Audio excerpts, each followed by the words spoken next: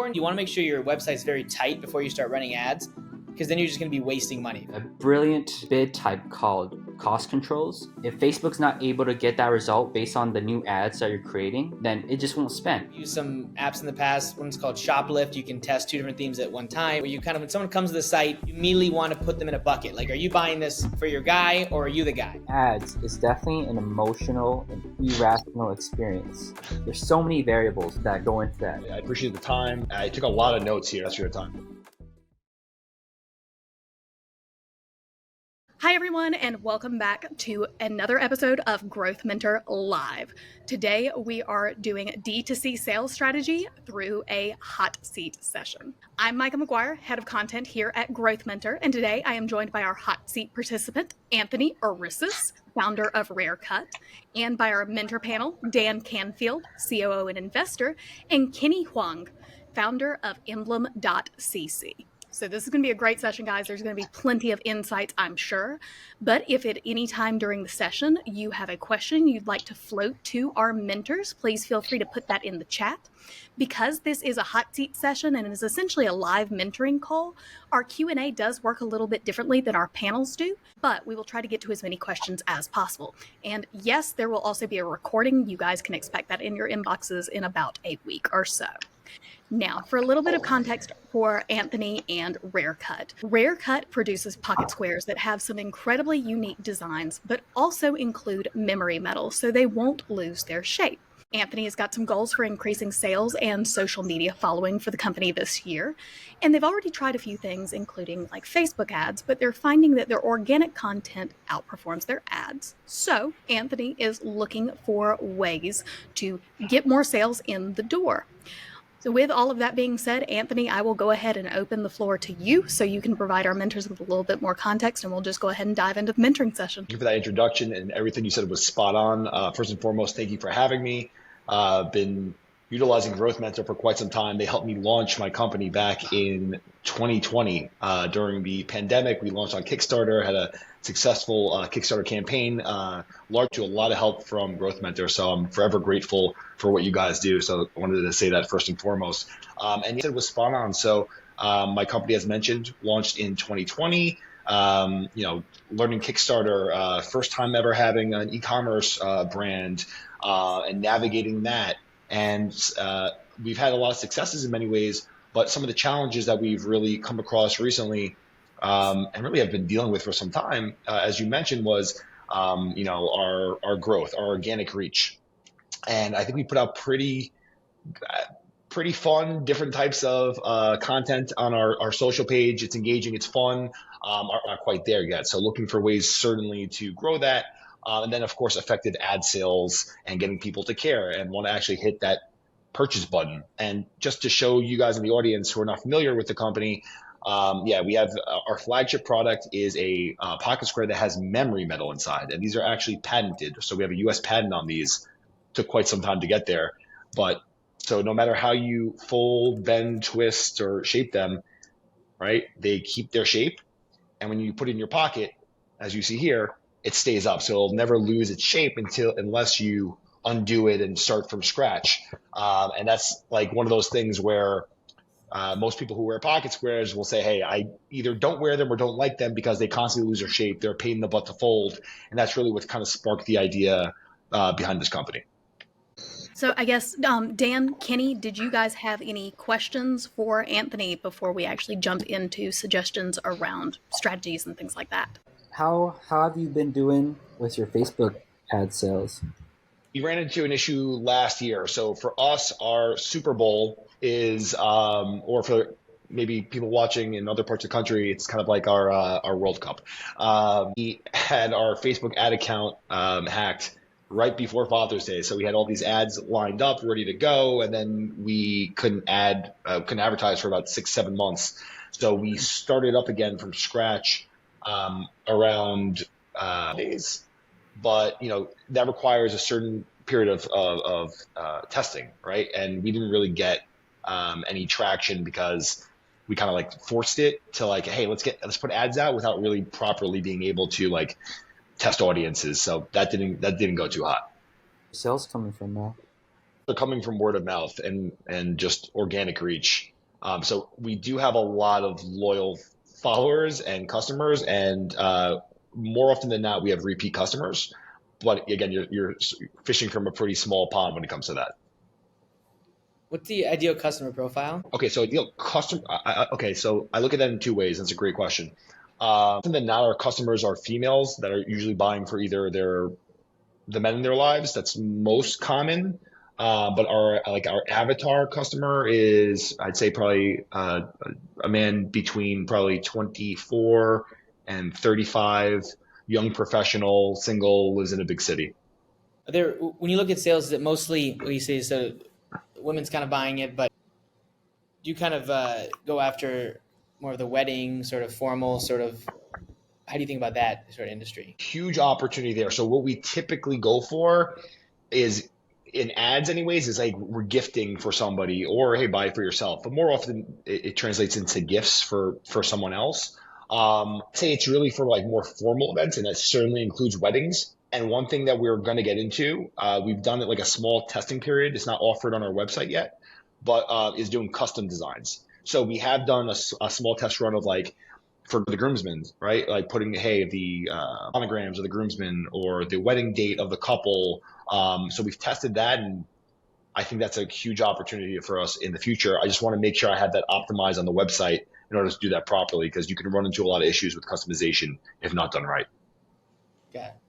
I'm assuming it comes, what's kind of the experience like? So I'm assuming it comes flat, and then it's up to the customer to kind of fold it how they like. Are there kind of tutorials or just some personal experience? I mean, I think most men have kind of experienced, they have a pocket square for a wedding or for a formal event, and it's a pain. You have someone else do it, it falls apart, it's not fun. But the whole thing is, how do you even start when you get it in the mail? Comes in a package, and then when you open the package, it comes like this, right? So we try to make it giftable. Something that it's kind of like an experience. So you get this, has some care instructions on the back, and then they take it out, and then you unravel it rather, and kind of just from that point fold it to however you want it to look, and it just becomes a lot more manageable, being able to just from scratch. And then, as mentioned, let's just say, like I showed you guys earlier, if you twist it, let's just say you shape it like this, and you're like, okay, now what do? I want a completely new look. You just instead of having to iron it, we call it the lazy man way, but it works for 99% of guys. You kind of start from scratch here, and without having to iron it, it's pretty crisp and flat. Got it. Do you have any how-tos or like a YouTube channel or anything? Definitely, that's a great idea. We definitely need that. Yeah, I think that's big. I'm not sure what part of the session we're in, but happy to kind of dig into some things. I love coming from the marketing and growth angle side of things. And I wonder, like, are you targeting the right customer? Or should you target kind of the rentals? Because this seems like if you own a rental suit business, like this is the dream. You have this, you're going to shock every customer. They're going to see this and be like, wait, this is amazing that you offer this. Have you looked at that kind of customer base, more of like wholesale instead of D2C? We're in a few stores, a big men's retailer spot in New York City called Rothman's, and we're in a few small boutique stores. Just to understand, when you say this, do you mean that this is something that the customers would keep, or they would be renting these as well? Yeah, I'm not sure what the angle is. I just wonder, like, what is, so the store you're in, the Rothmans or whatever, what's their experience been? Do they rent them? Do they just buy them from you? And how does that work? They buy these at wholesale and then sell them. Got it. They sell them. Okay. Listen, you say ideally, everyone has a plan for their business and what would be best. Obviously, what's best is sales, right? At least one of the most important factors are sales, right?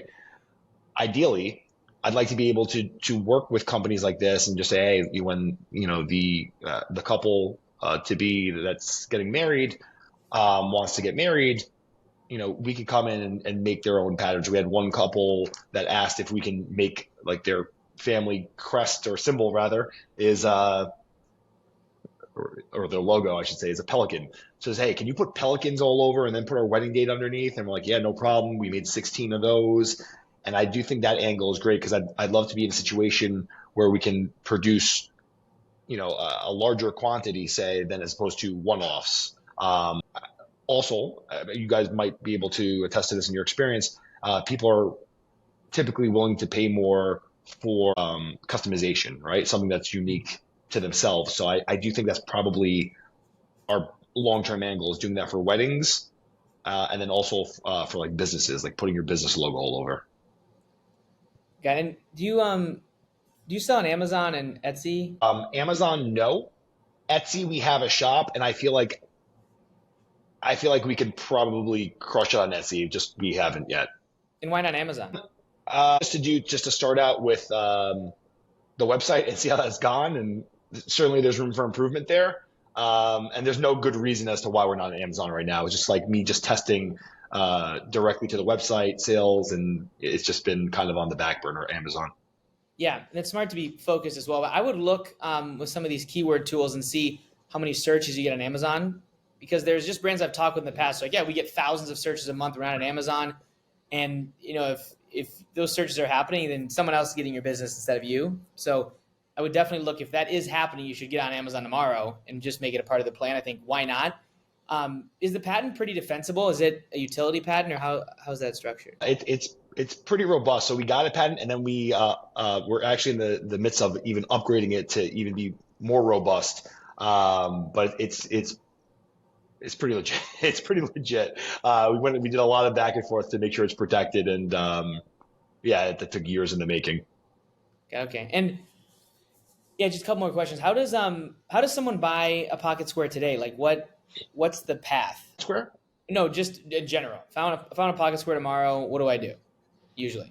Great question. I think typically what people do is it's almost like an add-on. So it's almost like if you go in and you get a burger and they upgrade you with French fries, right? If you go to a store and just like, hey, I'd like to buy a jacket or a suit or whatever the case may be, they're like, hey, well, now that we got you here, what would look really good is adding some accessories to it. So oftentimes people will buy, at least in the experience of people I've had and speaking with people who wear pocket squares, I ask them, where'd you get it? They go, oh, when I bought my jacket, the salesperson, encouraged me to buy 2-3 different pocket square designs that go well with this jacket. So that's always a really good opportunity because once you buy a suit or a jacket, which is quite expensive, accessories, you're just like, hey, I already splurged on the jacket. Let me buy some accessories to like bring it out and make it look even nicer. Got it. Okay. Yeah. Would you ever look to like license it?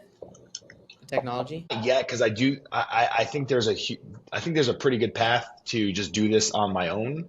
I'd look into licensing, like with like, being able to work with like NBA teams or just like professional sports teams, comic books, things of that nature. I'd rather take that path first because the margins are solid, and I think I can rather take it to the heights I know can go to than someone else.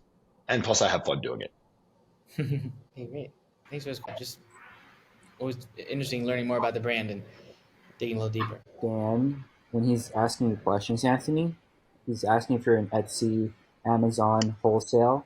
Like, future goal is if you're in all these channels, right? The more diversified you are, the more robust your business is. But right now, you're saying you're primarily word of mouth. So we just want some sales going. So, whatever makes 100%. sense. It's whatever's the easiest, lowest hanging fruit. My bread and butter is Facebook ads. So oftentimes it's like I'm lasered in, and he's right. Like if partnering with wedding companies or would get you the most amount of sales in a short amount of time. But as far as Facebook ads, if you have questions there, to show these companies that there is demand for your product. Go over that. The help I can get with that, and I also we do. If you check like our Instagram, like our content's pretty. I'd like to think, of course, again I'm biased, but from the response that we get it's entertaining, it's fun. It helps move sales along enough with a pretty limited audience. Right now we have like 3,500 followers. We need to boost that up significantly. Good feedback on that. The issue is, or the challenge is, taking something that is an entertaining post isn't always an effective ad. So I think that's what I'm looking for. Maybe more of a formula, something to follow, some examples to say, hey, like company hit it on the nose. This formula work for you, and just testing, right? Because it's all, as if your expertise is in Facebook ads.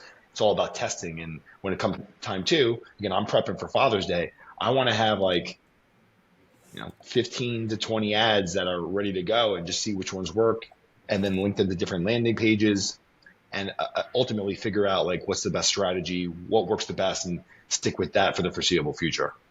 Back when your ad account shut down, when you started running ads again during the winter, it wasn't so hot. Like, what does that mean?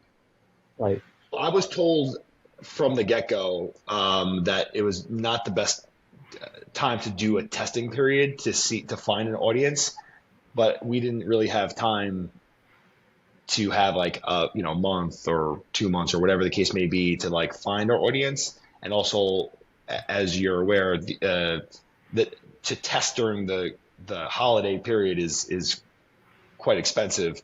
So we just kind of like iced it. So we ran some ads, we got a lot of clicks, but the problem is we weren't getting sales. Like we actually got people to the landing page, and then they weren't buying. So we're just like, all right, there's something that's bringing them in to learn more, but something's preventing them from actually making the purchase. So kind of figuring out like, where's the disconnect there? have you started running any ads since, or you just took a pause?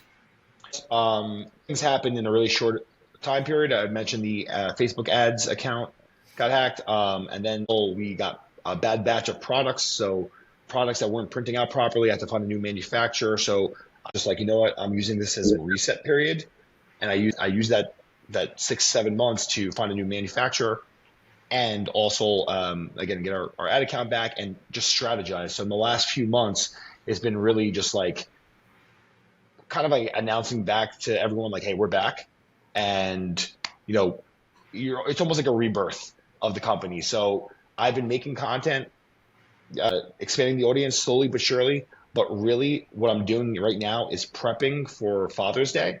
So the month of August and most of May, we'll be creating content, updating landing pages with the intention to start advertising right after Mother's Day.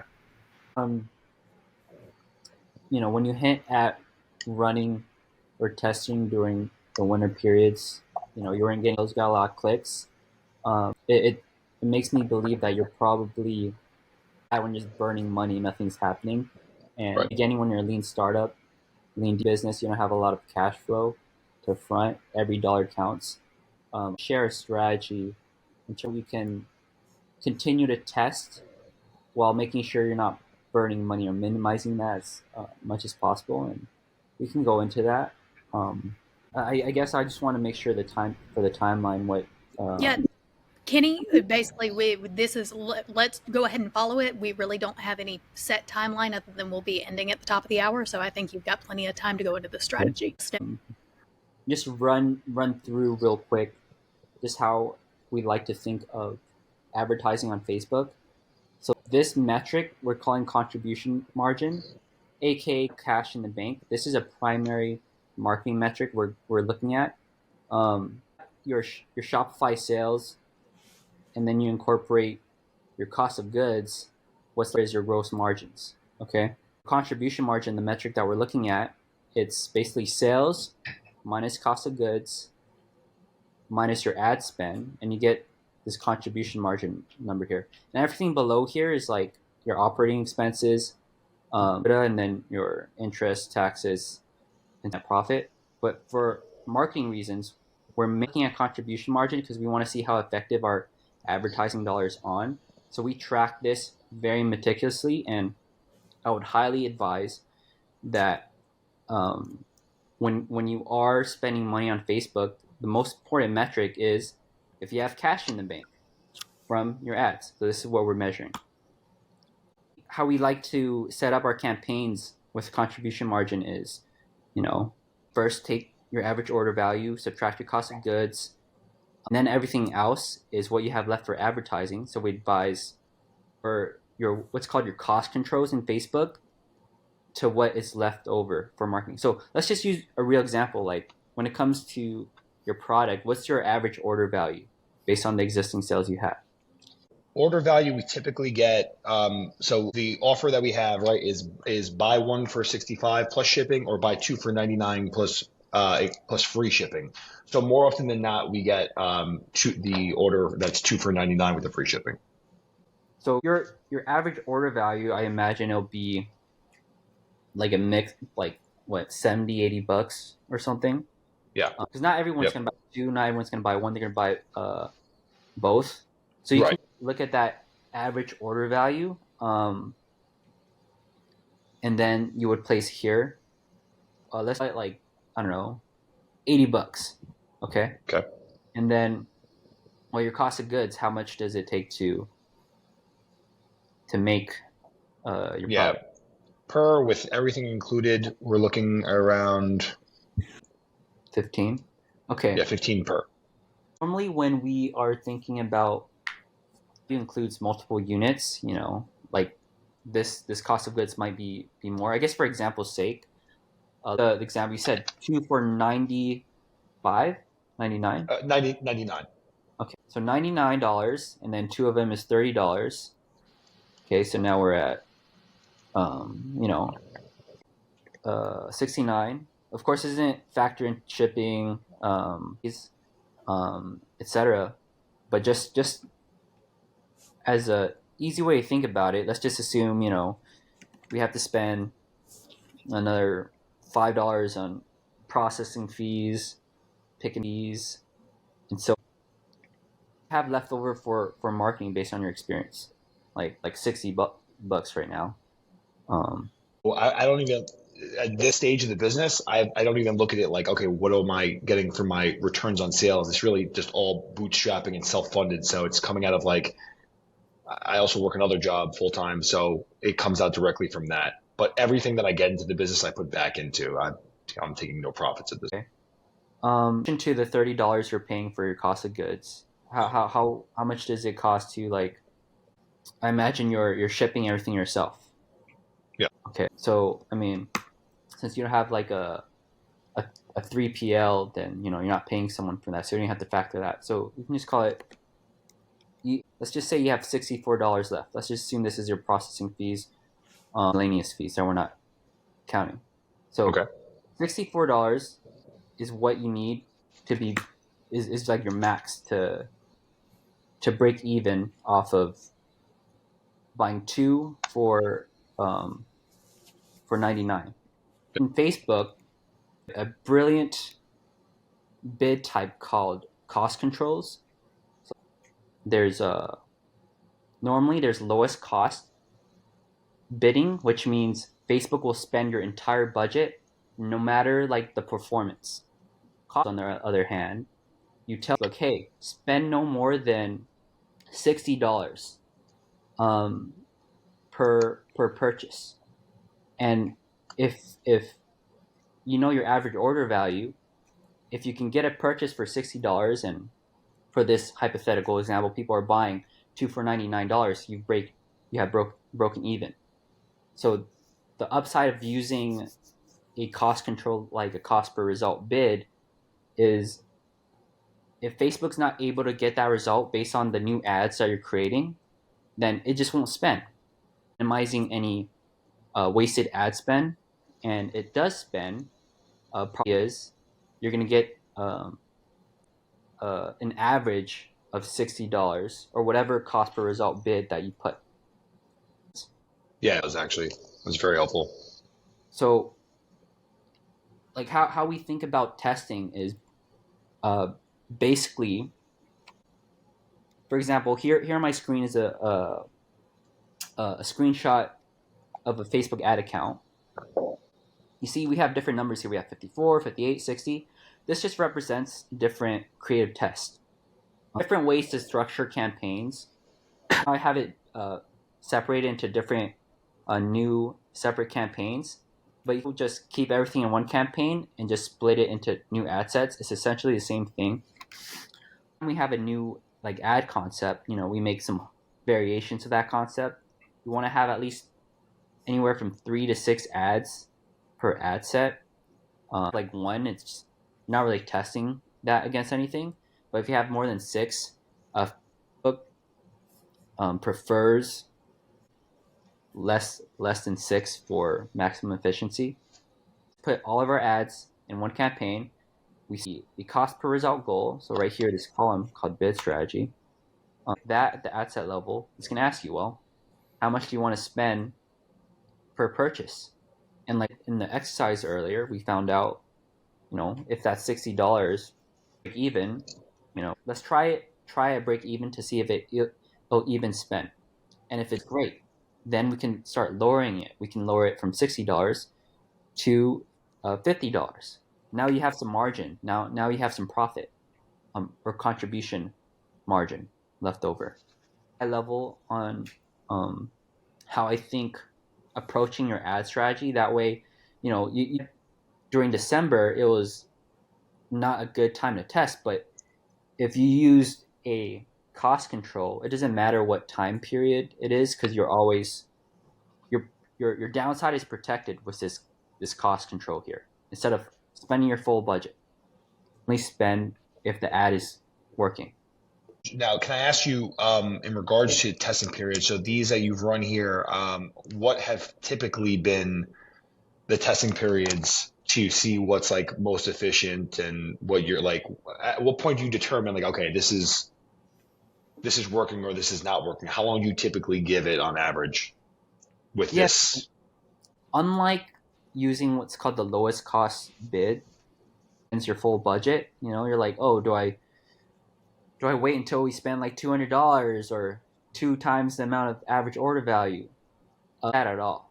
Our number one primary metric to see if there's performance, if that campaign even spent any money, because it spends, like, let's say you put a budget of $500 a day, for example, purposes. The full budget based on what you're asking, that means you're able to achieve the result. Only spending like $20 out of your $500 a day budget, that means Facebook wasn't able to get your result. So your measure of success is if your campaign spends money. So now you're not about, oh, should I turn off this ad, which maybe 5, 6, 7 years ago was how you would analyze an account. But the machine learning is so good now. It's given back, I guess, owner control of set your campaigns. If it spends, it's working.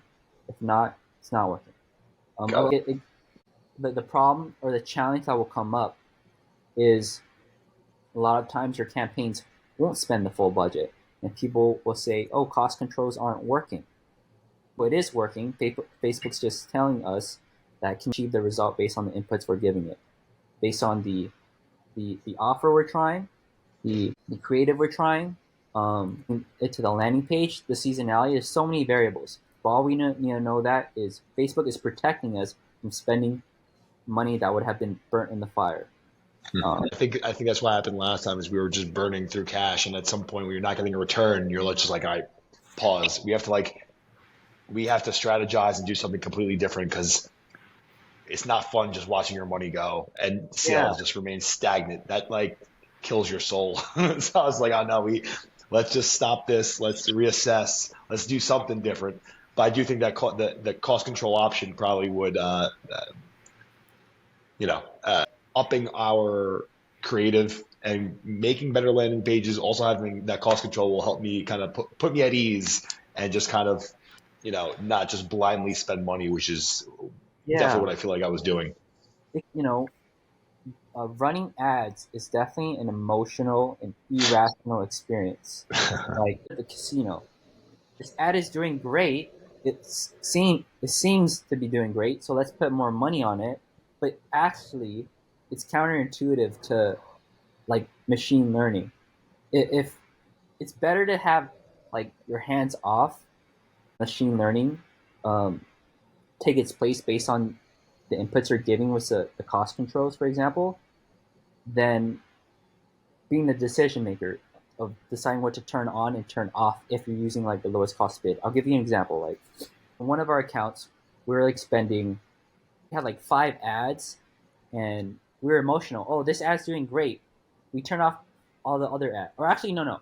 We would have wanted to turn off the other ads, and I'm like, no, let's keep it running. And eventually, like, one ad that we thought wasn't doing well eventually caught up and got most of the spend. But we wouldn't have known that after, a couple week period.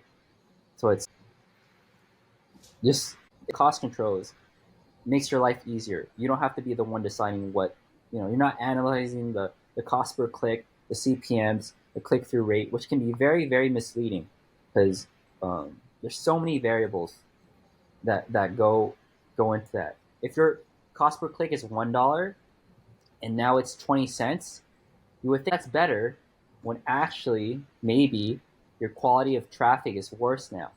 That dollar click was actually a better audience, for example. That's just one dynamic. There's so many dynamics. It doesn't even for a human being to analyze all these metrics, especially as a D2C startup owner where you have to figure out your wholesale and your product development. Like, just do some cost controls, make your life a little easy. Not saying it'll be easy, but that's what I recommend.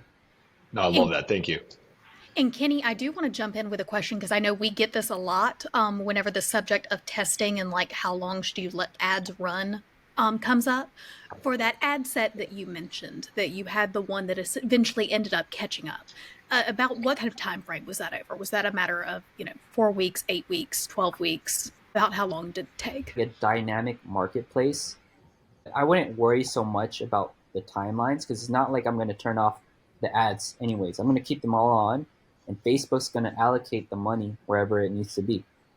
And since, for example, let's say one ad is a winner during a period in time, but let's just say from now another ad outcompetes it for whatever reason. We don't know. Maybe it's like the content is not relevant like anymore. Maybe it's basketball season and we had a basketball in that piece of content, but now no longer basketball season. This other ad took its place. So that's why it doesn't make sense to turn off an ad or even think about timelines. What's in like a 7-day period or however long it takes to get 50 conversions per ad set is when it starts stabilizing. So that's what you would base it off of. Okay. And the question on your site, what's your conversion rate on your Shopify? Is Shopify site? Yeah, I have a Shopify site. Keep it real with you, I don't even know the conversion rate offhand. Through advertising, or just in general, through like clicks. On-site conversion, you can just do you go to analytics the last 30 days and it'll give you a number, between 0 and 4 or whatever. That's a great question. I don't know. I'm not quite sure.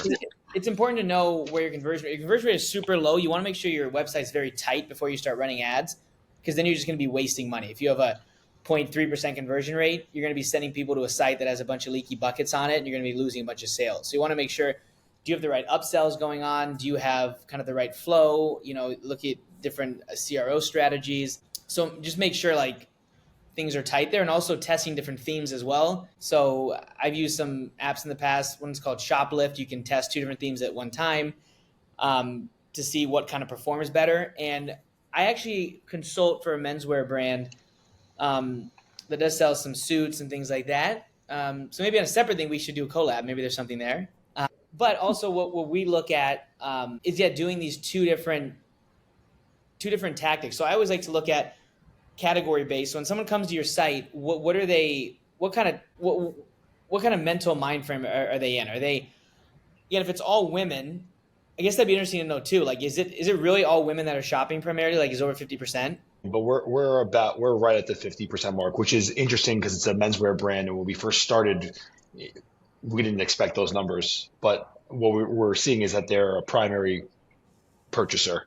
It's usually because you might want to look at testing a theme that kind of calls that out, where you kind of, when someone comes to the site, you immediately want to put them in a bucket. Are you buying this for your guy or are you the guy? So say you're the guy, that it's different content that walks them through. If it's a woman, it's different content as well. It's why is this good for him? Why it's going to make him look good.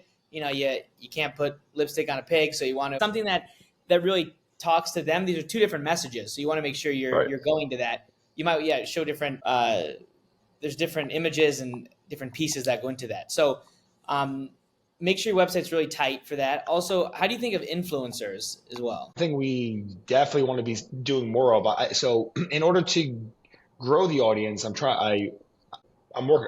starting to reach out to people who are influencers. Like, I know a lot of people have worked with influencers and they're just like, oh, the micro influencers are better. And then you just give them a bunch of product and they'll do it. We have a very niche product. So it's not like, I think it's a little tougher to just dangle product of influencers with us as opposed to paid. But I think that's going to be the way that I'd like to allocate some of my spend for ads, is just working with influencers. Aaron Marino, I think his name is. Like, he's very like prevalent in the world of just like men's fashion. It's a large audience. I'm not sure if he'll be within our range, but I think yeah, he's awesome. But he's one of those guys. I'm just like, this guy can help get the message across and expand our audience. Yeah, we've sent thousands and thousands of samples out, and yes, have found it is a hard game. So we probably send out to every like 1,000 samples, maybe one goes viral. But you look at that math, that's a ton of money, and it's very hard to get a viral moment. It's just getting harder and harder as there's more bots and things like that are reaching out. So I think the first thing I would do, have you had like hundreds or thousands of customers? How many customers total have you had throughout the years? Hundreds. I would say thousands, hundreds. Yeah. I would maybe either you or someone on Fiverr or VA, like go through your current list and search everyone on social media and see if there's anyone that has some sort of following. And that's your low-hanging fruit. Reach out to them. Say you find someone that has 50,000 followers. You're like, oh, they already bought my product. This is a layup. You just reach out to them like, hey, we'd love to do a collab together. You already bought our stuff. Like, so I would first mind your list and see if there are any nuggets in there of people who have a following. And then from there, there's a lot of different tools. Something called Saral, SARAL. That's something we've used in the past. It is like, I think it's several $100s a month. You can use it just for a month, and it's a great way to search different social media platforms of exactly who you're looking for. Then you can do outreach. You can set up affiliate relationships and things like that. So I think those are things to look at as well. And then also, like, what are some guerrilla tactics? Do you go to a Macy's and you just, put a brochure in all the pocket square, things and just crush it? I like that. Yeah, you may get kicked out, but those are tactics that actually like can work. You take it to the street. I think what you'd mentioned with like influencers, I'd love to do this. I'd love to set up an affiliate code where it's a win for everyone. So whatever they drive in, they will get a percentage, and then their customers, their audience will get an additional percentage off. As you guys saw with the math, the margins are pretty good on this. It's probably what I would spend on ads anyways. So we do have some flexibility when it comes to being able to set up affiliate links. And I'd actually prefer that as, the business owner to put money up front for ads that may or may not perform, and then you put it in their hands, and if they crush it, then they can make more by, and I think it's a win for everyone. In your experience, are influencers more keen to doing something like that, or would they much rather just take the money up front and just put out whatever? Yeah, for you, money up front, because you don't have the following enough to prove that they're going to be able to, like, on your end, it looks great. You don't get to pay them a lot. You get commission, but the odds are like you're not a proven brand. So their levels of commission will be very low. Once you get to that level, you can do the switch, but it's going to be more of a pay now sort of thing kind of up front, most likely. I mean, sometimes you can give free product and things go viral. We give a free product to someone and they got 5 million views. It's just lightning in a bottle. It's very hard to replicate, but it can happen, but it's hard. So you had mentioned also earlier about like, okay, you can reach out to influencers. You can use Fiverr. You mentioned Saral. I might be saying that incorrectly. It's kind of your strategy. Like, let's just say you're me and you're just like, okay, I want to start reaching out to influencers. Do you typically just say like, you offer, hey, free product for a post, or like what's kind of your enticing offer? Yeah, it's really just a free product for a post, best you can do. And there's a certain percentage of people that actually post, and some certain percent will just take the free sample. So you have to make sure that they're kind of legitimate. They have a good following, not too low, not too high. And, they also want content as well. So if you give them, hey, here's a little bit about our story. Here's why this could be great. Here's some ideas that have worked. You can show them like some links to some videos, and they're like, great. Well, they can fill a content piece and think that, they're going to get views. Everyone wins. So you want to just make sure you're in their shoes and understand like, hey, you can, really get views on this and ride the wave by showing this, and this. And just elaborating on that a little bit more, You just do what, a cold outreach? Like do an email? Do you DM them? Do you send a video, a pre-written script? What's been the most effective strategy? Yeah, all the above. Usually you can, again, it depends. If they're pretty high up, they usually have an email and they have an agency. Those are a little tougher, but usually you just DM them and they're open to doing collabs like this. Everyone loves free product. And if they have, 30, 40,000 followers and a good amount of, you want to make sure it's not just the followers, people can buy followers. Like, are people interacting with the posts? Are they not bots? Are there actual, like, some rapport between their followers? Yeah, they're looking for stuff. I mean, they also want you. If someone has 10 million, like, that's too much. They're getting, crushed with stuff. But if they're in that sweet spot, like, they want to kind of team up. So I would just DM them. Maybe you can also do a long-term approach. If you identify 100 good ones, you could comment on their stuff, like their stuff, for a few week period. So they kind of like they've seen your name a couple of times. And when you reach out, they're like, oh yes, you've been interacting with my stuff. Cool. So it's more warm. Guys, thoughts on, because I happen to think it's going to be a game changer. I've done a number, but they're all custom, right? So people have asked me like, hey, put my business on here. Somebody asked me, they're in the lighting business. Like, we're doing a conference in New York City. Can we get 20 Statue of Liberties holding up a light bulb? And we made those and they came out amazing. And I just handed it to them. I saw the reaction. And I'm just like, okay, this is going to be the future of this, right? It's going to be custom. With custom, there's going to be, many challenges that'll come along with that, and you have to have it optimized on your website in order to get there. And people might be like, this is not what I expected. I wanted it this size, that size. So those things where I'm just like, this can open up the floodgates for like a huge opportunity. I just want to make sure I come correct with it. Do you have any advice on how to do that properly? Have you gone to any shows, like B2B shows? I mean, there has to be something. So I've done trade shows where I'm at a booth, but I haven't done I exist for sure. But no, I've really, it's just been kind of word of mouth within my network of people. And a lot of them are just like, yeah, let's get our business logo on here. Yeah. I wonder if there's something where there's, people are looking for these promo. I mean, there's a million, promo sort of places out there. What's one? Like swag and things like that for businesses always look for that. They put their name on a Patagonia jacket or something like that. Can you get in with them and be one of their vendors and then kind of see like, is there an appetite for this? Then you can kind of go on your own, or also test kind of industry by industry. Again, this is the hitting the streets kind of thing. Just maybe you go into a car dealer and you see that everyone wears jackets. You're like, hey, you got to have, you guys look like crap. You got to have like this would really stand out. You can then you find a system. You're like, great, dealerships work. There's 4,500 dealerships in the U.S. We can kind of attack this. It might not just be a D2C strategy because that is probably the hardest. Like, is there more of an upstream B2B you can kind of start and then work your way into that? Too is I'd love to attorneys' offices, real estate agents, great. Things like that, and then also right, businesses want to have something as for client gifts or for their employees, and then also customized, but in almost just as big of an opportunity, if not more, is the wedding market. So I'm taking all these things, and I know that they're within reach, and just being able to just like have the website right for customization, and getting there again. That's if you ask me like what am I most excited about for the future, it's customization. Yeah. Have you found the vendor for that, or you're still on the lookout? When you say a vendor, what do you mean by that? To do customization, like, do you know someone that can do customization, or is that like? Oh, yeah. Okay, you got it. I have somebody I hired through Fiverr that does designs. She's excellent. I'm also taking a class next week just to have the skill set in Adobe Illustrator to be able just to kind of just, instead of like to be able to speak that language. So when I'm working with my person to say, hey, like more like this, instead of just like talking off the top of my head, be actually able to show and give clearer, more concise instructions by knowing what I'm talking about as well, as opposed to pulling things from thin air.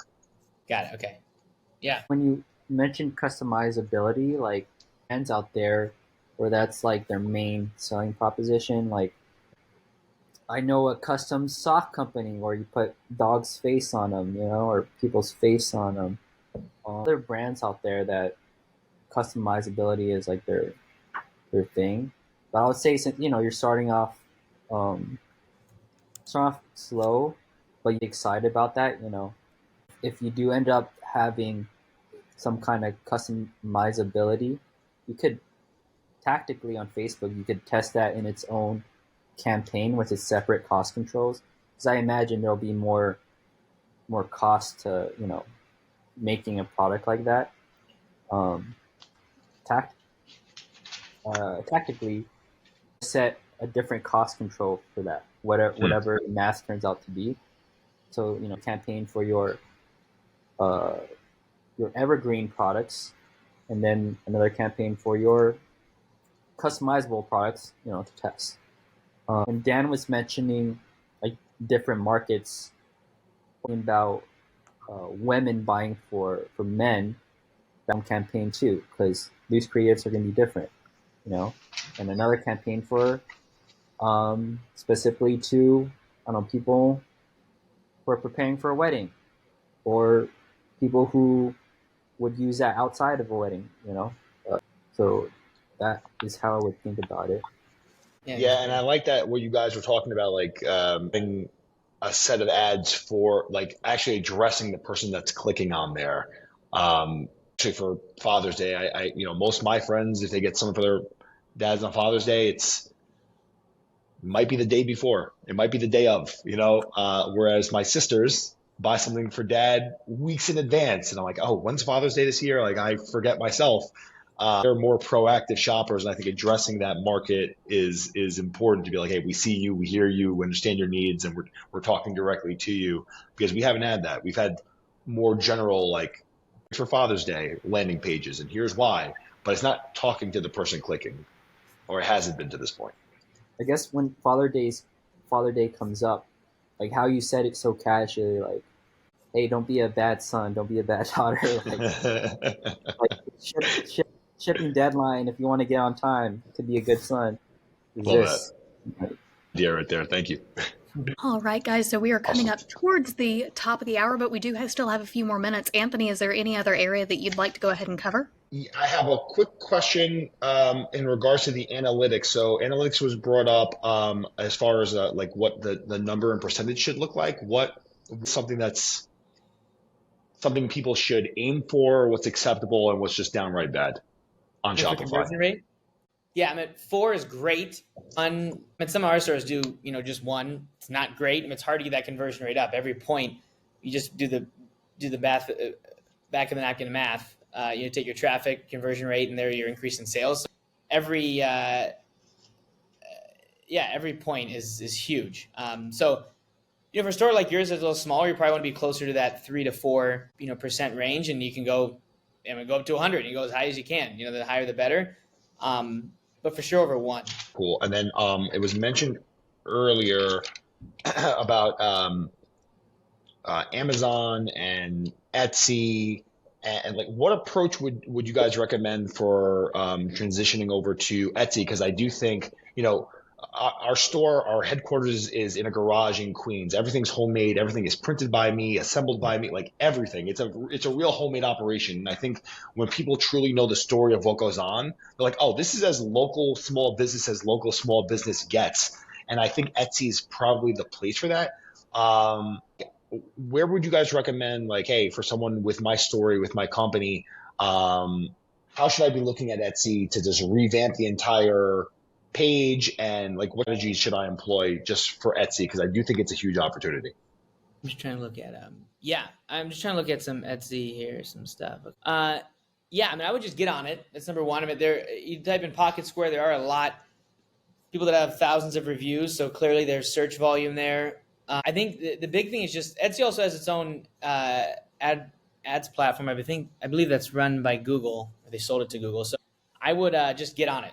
Get on Etsy, explain the story. You can get videos for each product, really show what that's like and why, this Pocket Square stands out from everything else. You really want people to look at this and understand that anything below this is an inferior product. So there's no comparison. It's not like, oh, is this Pocket Square? Is it silk? Is it going to look good? Like it's this or it's this, like straight up, like you should never go with a normal floppy Pocket Square. So just make sure that messaging is really there, and just, get on Etsy, open on Amazon. And again, because that's just easy traffic drivers. You're talking about, it's so hard to pay for traffic to come to D2C, and we talk about conversion. Etsy, Amazon has nailed conversion. They get it. They bring the traffic. Yeah, they have some PPC you have to probably participate in, but those are just good channels to be in, especially with your product, because no one can sell under you.